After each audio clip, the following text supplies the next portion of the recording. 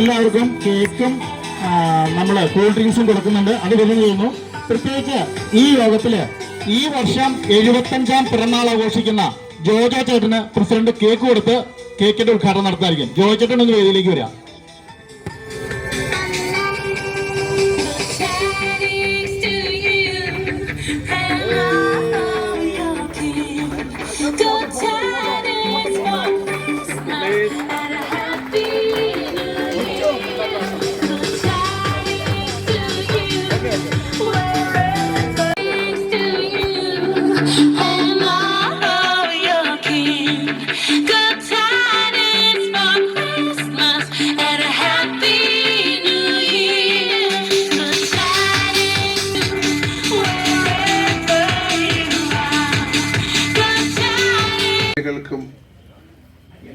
ും 365 രാവുകൾക്കും ശേഷം ഈ സന്ധ്യാവേളയിൽ നമ്മൾ തീർച്ചയായും ദൈവത്തിൻ്റെ കാരുണ്യം മാത്രമാണെന്ന് ഞാൻ വിശ്വസിക്കുന്നു.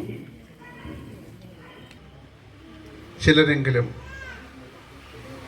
നമ്മളെ വിട്ടു പോയി എന്നുള്ള സങ്കടകരമായ സത്യവും ഈ അവസരത്തിൽ ഞാൻ ഓർക്കുകയാണ്. ഹൃദയത്തിൻ്റെ ഭാഷയിൽ നന്ദി രേഖപ്പെടുത്തുകയാണ്. ഇങ്ങനെയുള്ള കൂട്ടായ്മകൾ ഇങ്ങനെയുള്ള കൂട്ടായ്മകൾ തീർച്ചയായിട്ടും നമ്മുടെ കുഞ്ഞുമക്കളും ഇതൊക്കെ കണ്ടിട്ട് വേണം അവരും വളരുവാൻ. അവരിലും ഈ ഒരുമയുടെ സമാധാനത്തിൻ്റെ ഈ സന്ദേശം എത്തിച്ചേരേണ്ടതായിട്ടുണ്ട്. ഞാൻ ദീർഘിപ്പിക്കുന്നില്ല. ഇങ്ങനെയൊരു സംരംഭം നടത്തുമ്പോൾ നമ്മളിവിടെയൊക്കെ വന്ന് വളരെ വ്യക്തമായിട്ട് വിശ്വസിക്കുന്ന ഒരു വ്യക്തിയാണ് ഞാൻ. വളരെയധികം ബുദ്ധിമുട്ടിൻ്റെ തോമസൻ ഇവിടെ പറഞ്ഞതുപോലെ വളരെ ബുദ്ധിമുട്ടിൽ നിന്ന് ഒരാളെ ഞങ്ങൾ തീരുമാനിച്ചിട്ടുണ്ട്. അത് ആശംസ അർപ്പിക്കുന്നതിന് വേണ്ടിയിട്ട് എൻ്റെ ചേട്ടൻ നെൽസൺ ചേട്ടനെ സ്നേഹപൂർവ്വം ക്ഷണിച്ചോളൂ.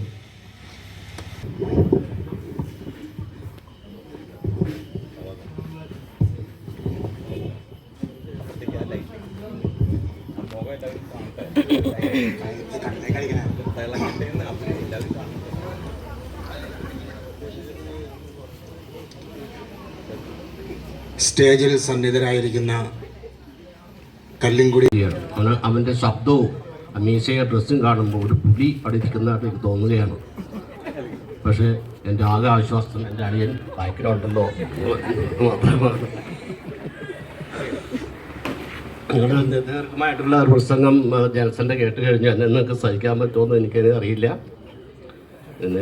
ഈ നല്ല ആൾബലമുള്ള ആൾവാർത്തവും കൊണ്ട് സഹായിക്കാൻ പ്രാപ്തരായ അല്ലെങ്കിൽ നല്ലൊരു നേതൃത്വം നേരെയുള്ളതിന് എൻ്റെ പുരോഗതിക്ക് ചുക്കാൻ പിടിക്കാൻ കഴിവുള്ള ശക്തരായ നേതൃത്വം നേരെയുള്ള ഒരു പ്രസ്ഥാനമാണ്, ഒരു അസോസിയേഷനാണെന്ന് എനിക്ക് ഇപ്പോൾ ബോധ്യമായി. ഇനി പറയുകയാണെങ്കിൽ ഇപ്പോൾ ഞാൻ എന്ത് പറയണം ചെയ്യാവുന്നത്. പിന്നെ ഞാൻ കണ്ടിട്ടുള്ളത് നമ്മുടെ പള്ളിയിലേക്ക് പോകുന്നിടത്തൊരു ജോസേട്ടൻ്റെ അപ്പൻ. ഇത്രപേരും പഴയ കാരണന്മാരെ പറ്റി എനിക്ക് അറിവുള്ളൂ. അപ്പോൾ നമ്മുടെ അപ്പാപ്പൻ പറയുന്നത് അറിയപ്പെടുന്ന എന്തിനും ചങ്കൂറ്റമുള്ള നട്ടൽ വളയ്ക്കാതെ നിൽക്കാൻ കഴിവുള്ള അതുപോലെ വാക്കുകൾ ഞങ്ങൾ കഴിയുമാറാട്ടെ എന്ന് ആശംസിച്ചുകൊണ്ട് എൻ്റെ വാക്കുകൾ നിർത്തിട്ടുണ്ട്.